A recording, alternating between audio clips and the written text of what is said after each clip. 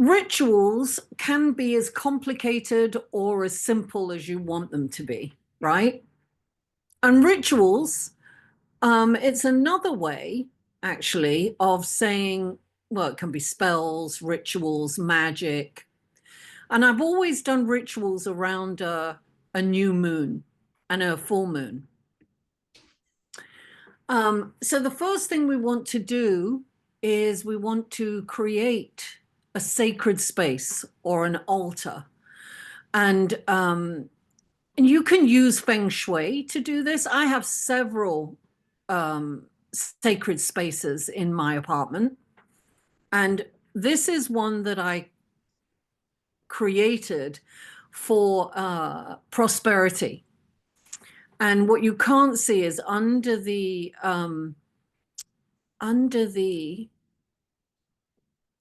crystal ball, if you look over it, there's kind of $100 bills that you can see. It's kind of cool.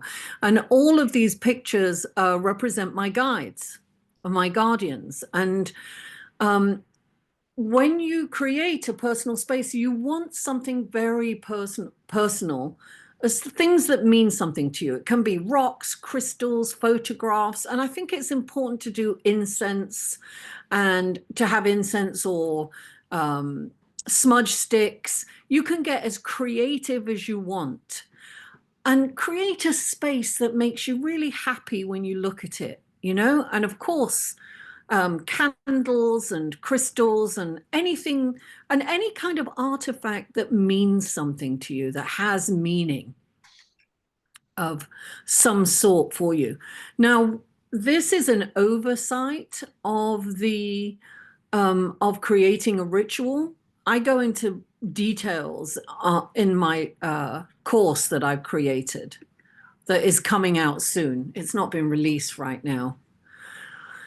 Now, in order to perform a ritual, we want to cleanse, right? We have to make room for what we want to bring in.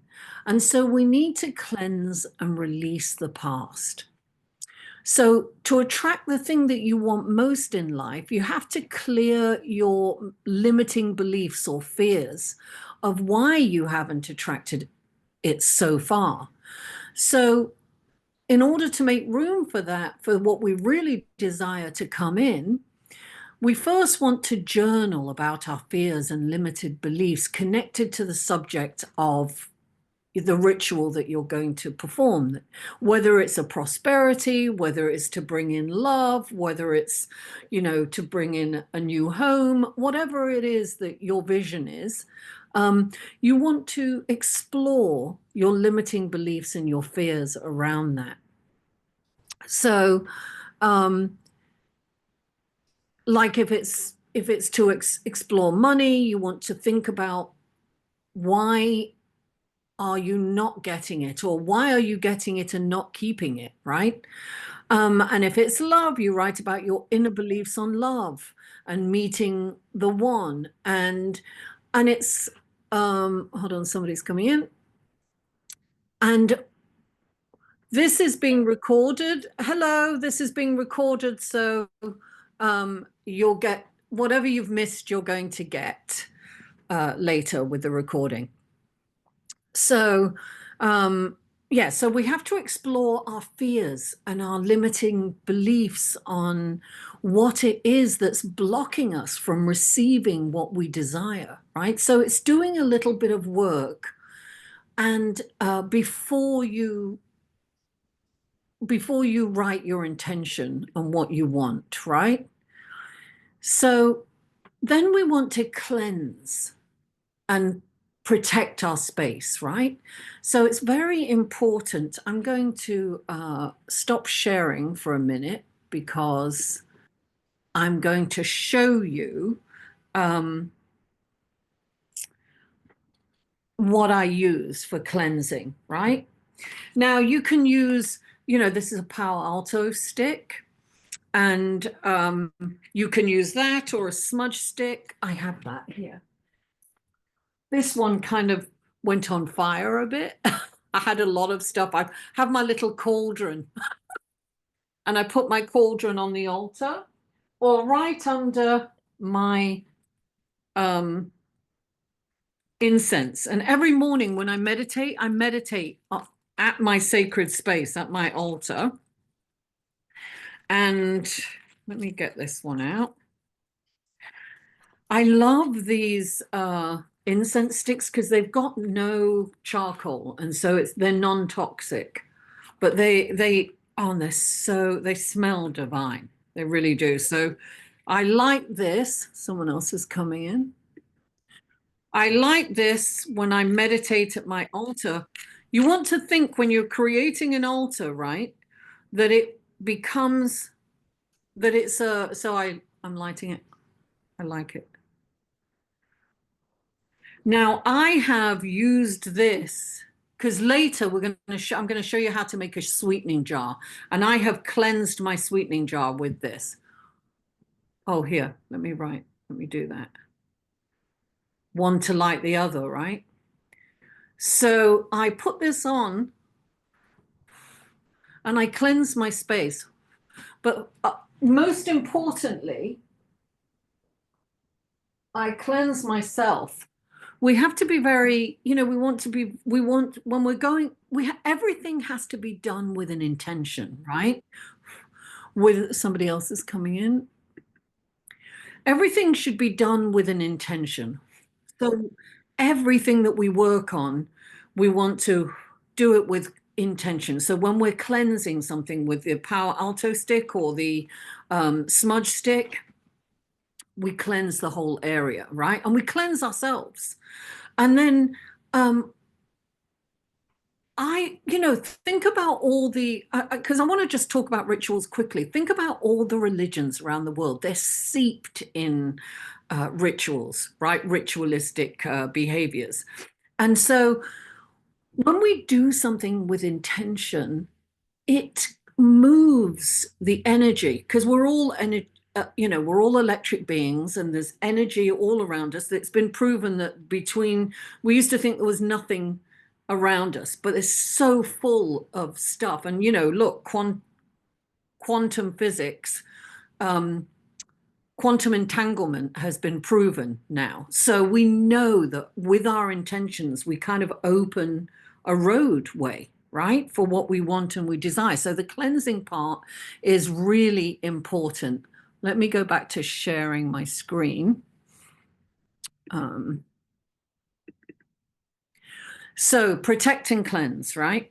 So we can use crystals for that. And one of my favorite crystals for protection is selenite. I love selenite. I'm going to show you, I've got so much selenite around. A lot of the crystal shops will always have selenite in the corners as protection, but it's also used as a connection to our higher selves, right? I'll show you some of my so this is one stick. I have loads of them. Oh, this is another one. I mean, they come like this, or you can have them in eggs. That's my crystal garden right there. Hi, Sinia. Oh, you've got yours too, yeah. And I put a little one. I have little ones as well, and I put those in my wallet and my purse. And it protects the little bit of money that I have in my wallet. My credit cards, right? Okay, so I think that's really important to do that. So let's go back. So citrine and quartz, right? Citrine is I love citrine. I'll show you some citrine later when I'm doing the when I do the ritual that and I show you how to do this ritual. The sweetening jar we're going to do. It's known as the honey pot jar, but I'll explain that later. Salt is really good. If you put anything on your altar, you want to cleanse it with salt and smudge sticks, and then you want to imbue it with your energy and what you want, right? Everything is done with an intention. So, as I said before, you perform your main ritual, you'll need to perform a ritual on letting go. So we did the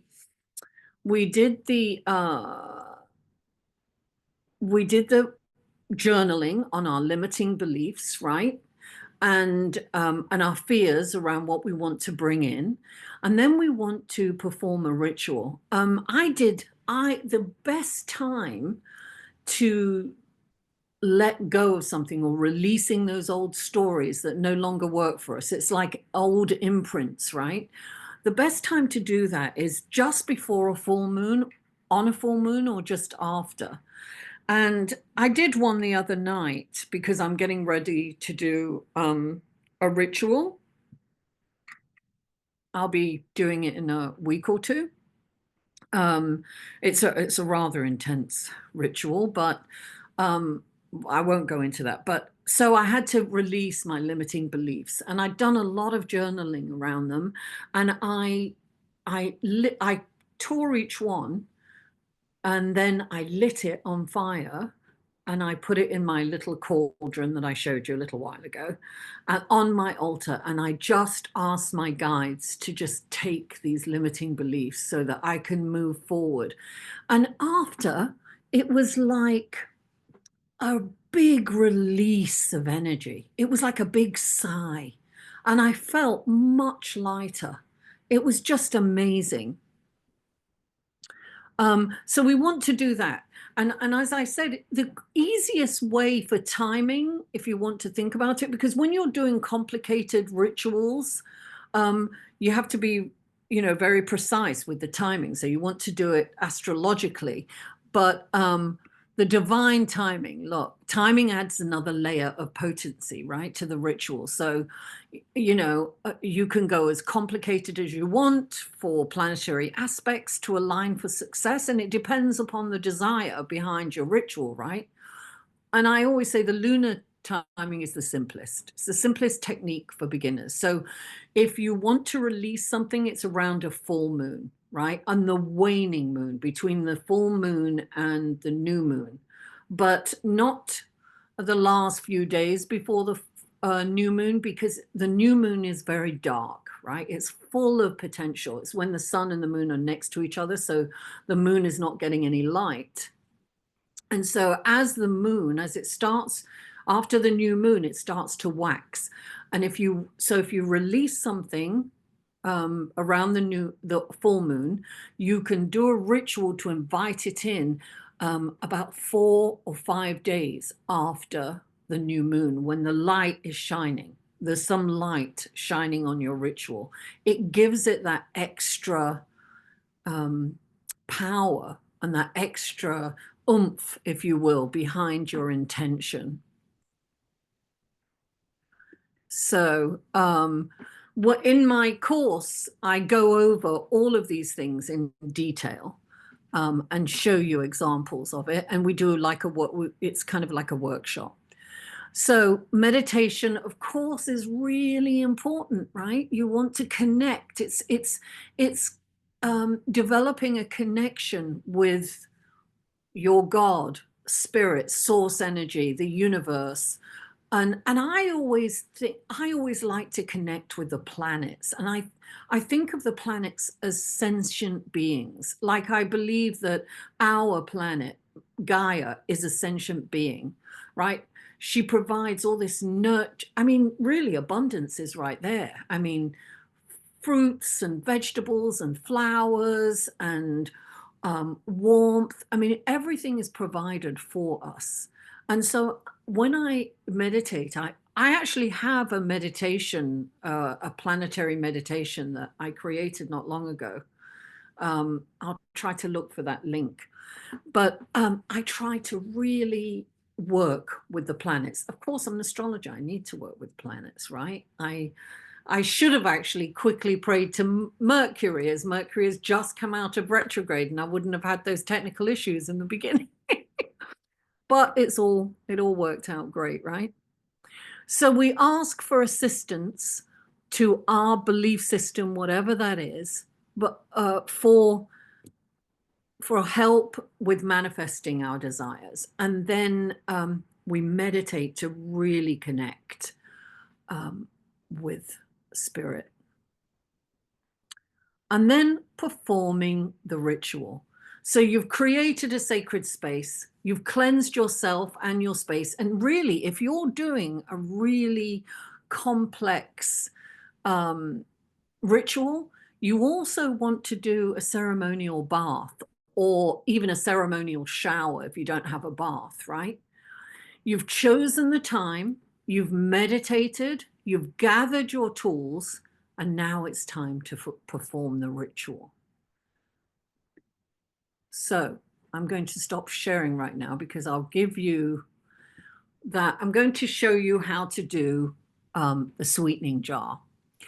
And this is a very simple, I chose this because it's a very simple ritual and it's really great. So you pick a jar. I mean, I have small jars. I just found this in the cupboard, right? Used to hold some kind of food or something. So you want to put some water in it. And I like to put, if you're going to keep it for a long time, you want to put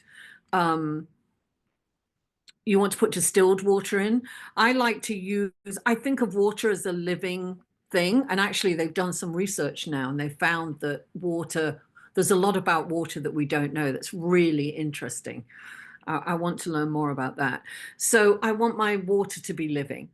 And what I do is I put like 10 teaspoons of sugar into this water and I let it dissolve.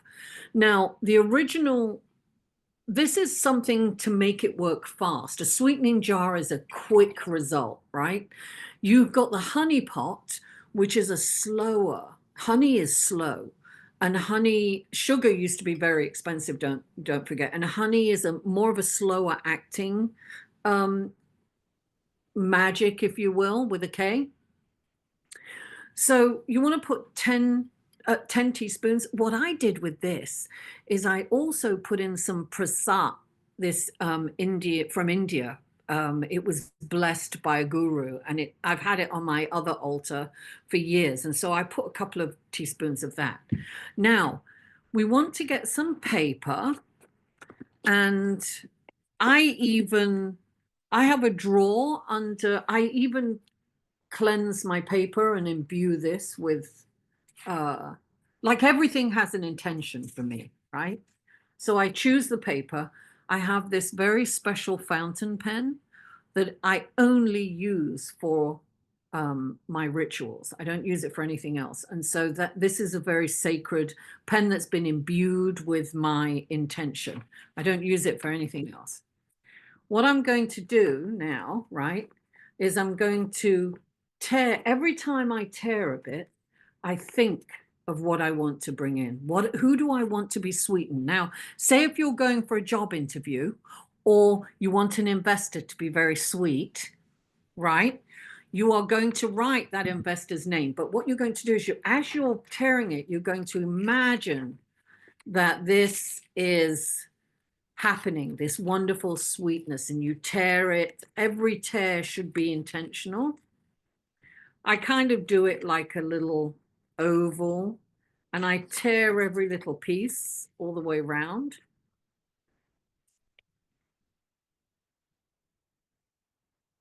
And then I've got this, right? Got this. Now I am going to write my person on here. I am going to write the person that I want to be sweet, or the organization, or, you know, whatever it is, or whoever it is. I might even want to write angel investor, you know, a blanket statement, right? TikTok followers, or, you know, whatever it is that you want to write, you write them on the top. And then you write your name on the bottom, okay, on the same side. So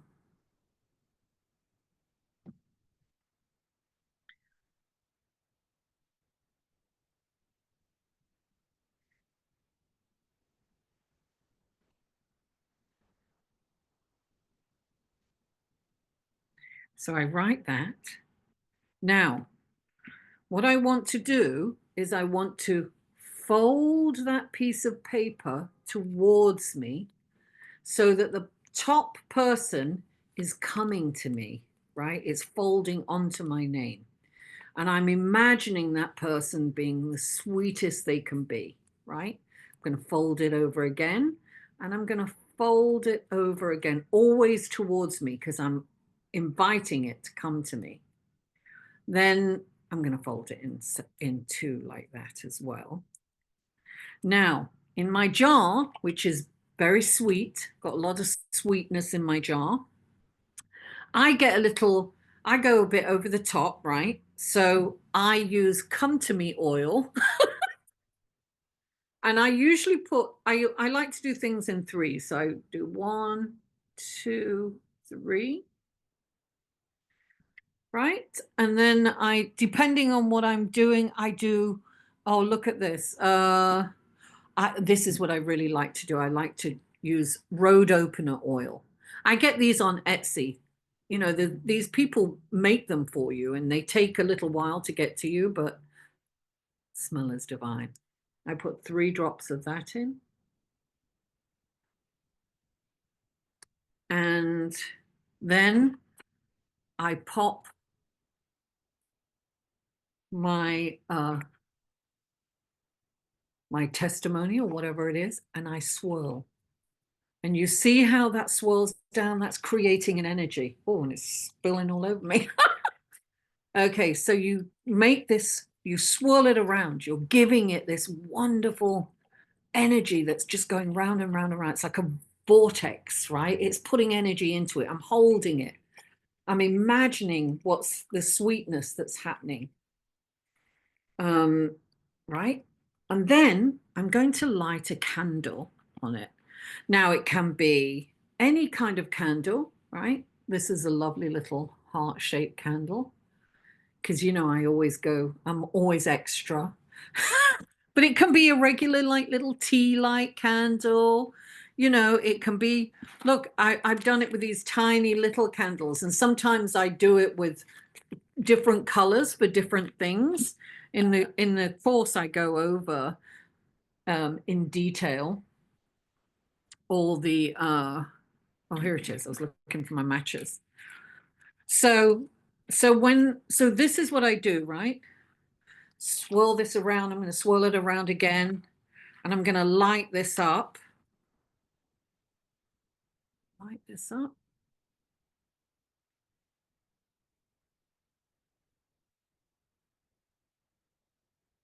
Come on, darling, light.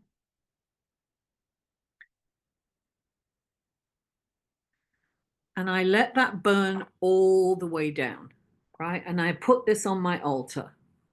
And when it's burnt all the way down, every now and again, I'll give it a swirl, give it extra energy. And I'll also put another candle on it if I want to really infuse it with extra energy. So it can be, you know, look, you can get as complicated as you want, or as, I'm going to put the recipe up. Let me share my screen again. And you'll see this, you see. What I do is I put this over incense, the jar, before I cleanse the jar physically and energetically before I add the water. And then after I've added the water, I will keep the jar open and put it over the incense stick and let the incense go all the way around it. It's cute. Yeah.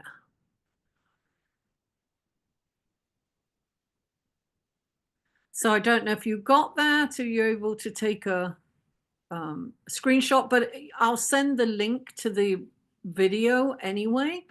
And yeah, that's it. Anybody have any questions?